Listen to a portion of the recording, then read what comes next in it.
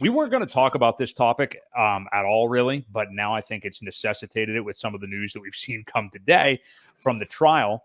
But this SBF case, this has really been something that, people like us in DeFi really don't care about, because these are, talk about different people that have been gone after by the SEC. Here's actual real criminals that do deserve jail time that are on trial right now, but we don't really concern ourselves with them because we don't have anything to do with them. But now there's some interesting stuff coming out that I think necessitates a conversation that affects us and everybody who has been in this market for the last few years. So I guess Caroline, is it Ellison? Yeah. Yep. Fox that she has been testifying for the better part of today, I believe. And so the big news that actually came out today is that I'm trying to remember exactly how she worded this, but that she was ordered to purposely attempt to suppress the BTC price below 20K. This is back about a year ago now, if you guys remember. This is when all this was really going on. By selling customers' funds. So by actually selling their crypto to keep Bitcoin, the whole thing, all of Bitcoin below 20K, all on their own. And then, so that's the first angle of this, which I want to get your reaction to, Ewok. But then also, which just came out a little bit ago, I saw Sami tweeted this. So we're all just kind of hearing this Caroline stuff over the last few hours. But Caroline drops a bombshell that U.S. regulators promised SBF that FTX would increase its market share by the regulators illegally helping to shut Binance down. So we all knew that something was going on between Binance and FTX. We heard about bank runs at this time last year. There was a lot going on when FTX started to go down, where CZ, it sounded like, was speculating to swoop in and take things over. I don't know. The corrupt SEC has been revealed as a dingleberry. That's just me reading Sami's tweet. I didn't know what I was going to be reading there. And Gary Gensler must be fired. Well, yeah, we definitely agree with that. But yeah, would you just look at that babe? I mean, look at her. She's beautiful. That is a hell of a rendering right there. I don't know who drew that, but that is one hell of an. That person definitely infatuated some of the some of the way she looks. It's almost like a cartoon in a magazine or something. Direct quote from Ellison: Sam said that he thought that was one of the best potential ways for FTX to increase market share. Regulators had been promising him this would happen for a while. So hey, Caroline, baby, tell us everything we already know. Right. That the SEC, Gary Gensler, FTX, Sam Bankman-Fried were in bed the entire time, maybe even literally, with a lot of the things that we have heard. And yeah, now it's all coming out, and this thing is not over yet. She is spilling the beans. Yep, so the tea. Yeah. What do you make of all this? Because again, prior to this, I didn't really care. I don't think you really cared about it. I haven't heard anybody in our ecosystem really talking about it. But this is now getting to a point where it's like, wow, here's what you guys were doing, and it's even worse than we thought. Yeah. Well, we know how much money they gave to all the politicians, right? And we know how much of it was very one-sided to the group that was operating the, what was the name of it? Even where Alameda? they were. No, not Alameda, but the Operation Choke Point is what I was trying to come up with there. Oh, yeah. They were trying to kill the prices of Bitcoin, evidently. Now, who was behind it? Was it really the politicians who wanted to kill crypto? Was it someone like BlackRock, who was maybe trying to get in at a better price and invest while it was still low?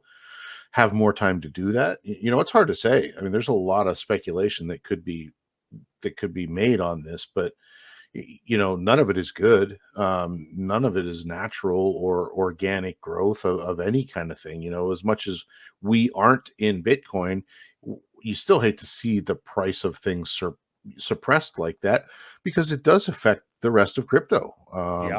As one thing goes up, the rising tide lifts all boats, and we know that. And it's just unfortunate to see that some of these things, there's talk about this developer person who got involved. I read part of I'm going to have to go back and read it, but there's conversations that she was given out on one of the developers too, who became way more involved than they wanted him to, and he started doing some funny business as well. So yeah, it goes deep. And to answer your question there, DGen, she doesn't. I think it was just the illustrator's version of that, but yeah, it didn't look good. But she's very intelligent.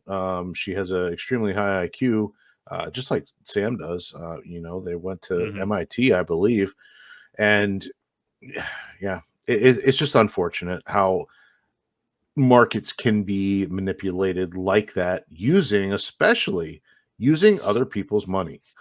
Not even their Yeah. money. It wasn't Yeah. like they were manipulating the price on their own. They were using customer funds to sell the price of Bitcoin down, to hold it down. Maybe they had a short. Maybe they were, we all know they placed some really terrible um, limit orders and things like that, and a lot of them got wrecked. So, and she was behind a lot of the trading that ended up losing money. So that's another possibility. Again, there's a whole bunch of theories out there as to who was doing it, why, and who paid them off to do it. Um, Again, none of them are good for the markets, and I'm glad that they're getting their time in court, and hopefully they'll be in jail soon, both of them. That's what happens when you let the chicks do the trading, I guess. Yeah. But yeah, definitely a sad situation overall. And I'm glad this is on display at this point. I mean, like, I Mhm. remember people throughout the rest of this earlier this year saying that, oh man, that trial is going to be going on. It's going to be really bearish for crypto, which I always thought was kind of just a BS statement. I mean, how can you know? We talked about this before the show. Look at the chart, and then somebody can just assign any narrative to it. I don't know. I'm glad this is this public. I'm glad people are seeing what's going on, and I hope and I think that long term, people are going to really understand. Like, this has nothing to do with crypto. These are not crypto people. These are people that were out to line their own pockets and steal money. It's not DeFi. It's the furthest thing from it. So, yeah, I'm glad we're seeing it for what it is, and hope that it is a lesson for the next market. Now, yeah, are we going to have, as Mr. Gensler says, hucksters, fraudsters, and whatever other words he has in that clip? This Con next cycle, artists. con artists. We are going to have them in this next cycle. Gary Oh, among them. yeah. We are going to have them out there. Who knows how they'll be? But this is why we've had this conversation before. This is kind of why we stay where we are in our little DeFi silo here. And sure, I mean, anybody can invest however they want. If you don't want to invest in Richard Hart products and you're interested in some other DeFi type thing, that's fine. But I would just want to ensure that you are doing things actual in a DeFi way, which is what Yep. crypto is actually meant to be.